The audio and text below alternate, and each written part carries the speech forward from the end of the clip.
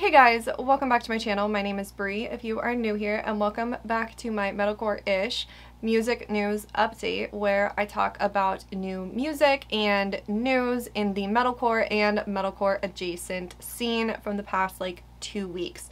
So we're chatting about like June 14th to like June 28th-ish. That's about where we're at. So if you guys want to hang out and hear about some news and my thoughts on a couple new songs that have come out recently, then just keep on watching. Okay, so this one's gonna actually be pretty short. There wasn't a lot to talk about in today's video. I actually almost didn't film this video, but there's not a lot to talk about, but I just have a couple things that I wanted to chat about. So first things first, Dance Gavin Dance went on Finn McKenty's YouTube channel. They did an interview with Finn, Punk Rock MBA if you were otherwise unaware, and talked about the future of the band, Tillian leaving the band, kind of their plans and everything like that. First of all, shout out John Mess for his wonderful commentary, keeping his mic muted the entire 30-minute interview, but that's besides the point. Dance Gavin Dance has announced that they are in the process of recording a new album. They are going to be tracking vocals this fall, and they are planning for a spring 2025 headlining tour. I'm still crossing my fingers and hoping that that's going to be a 20th anniversary tour with Johnny and Kurt, but maybe I'm just going to have to keep holding my breath on that one.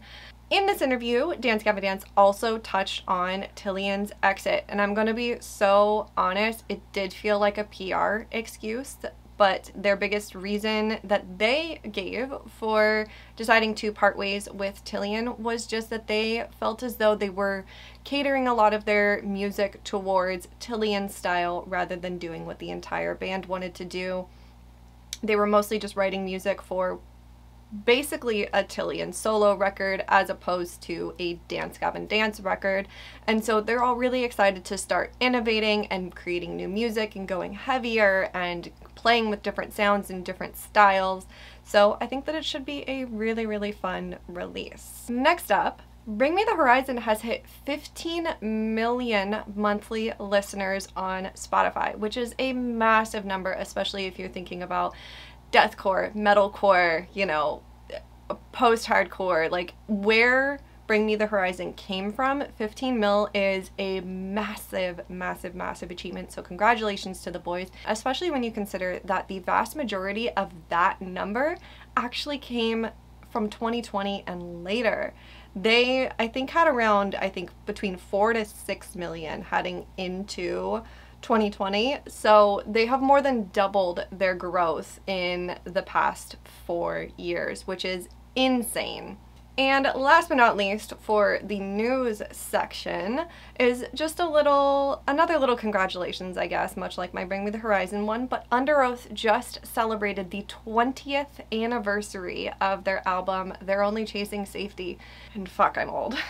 That's all I'm going to say to that. They are heading out on their They're Only Chasing Safety anniversary tour this fall, where they're going to be playing the album in its entirety as well as a fan voted for set. I'm going to be going to that. It should be great.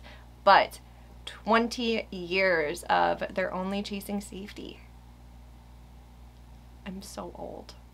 Alright, let's jump over to some new music from the past 2 weeks, and obviously I'm not going to be talking about all of the new songs, just a couple that have caught my attention.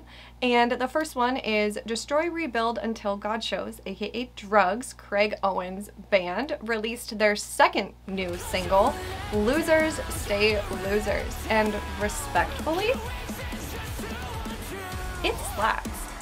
I was a fan of Drugs' first album back in, God, I don't even know how long ago that was.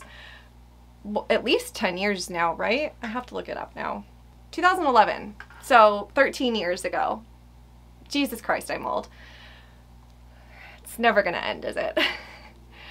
But I was a fan of their first album. With that being said, I never in a million years thought that I would hear Craig over like a gent baddie-core prog instrumental, and I fuck with it like a lot. I really like this. I think that the production sounded great.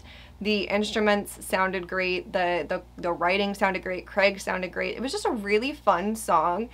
And I think that it's nice to see bands and artists that have been around for a really, really long time come back and release new music and actually stay or get heavier.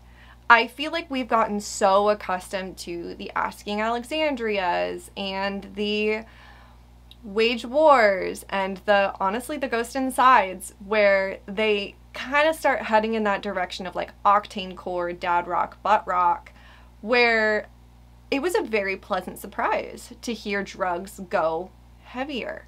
And I just feel like it kept that like modernity to it. It felt very new and fresh while also still feeling like Drugs, because it feels like Craig, honestly. I really enjoyed it. Next up, Rain City Drive released another new single, Never Bloom.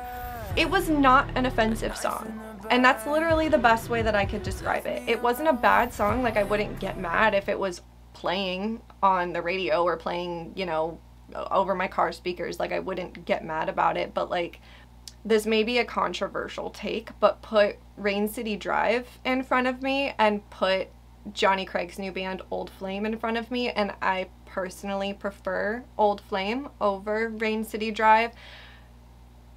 Everyone in Rain City Drive is incredibly talented. Their vocalist is incredibly talented. To me, it just feels like good alternative music, and that's just not for me. That's it. Alright, next up, Landon Tours of The Plot in You, but this is his solo work, has released another new song, Fallen Out. I don't hate it. And now this is going to be so ironic for me to say all of this right on the back of me just talking about Rain City Drive, but I never expected Landon to drop a top 40 styles pop song. But it kind of works. Like, it actually genuinely kind of works. Landon is one of the most confusing artists I think I've ever come across. And you know what? Good for him. He seems like the type of person who just releases music and creates music how he wants to.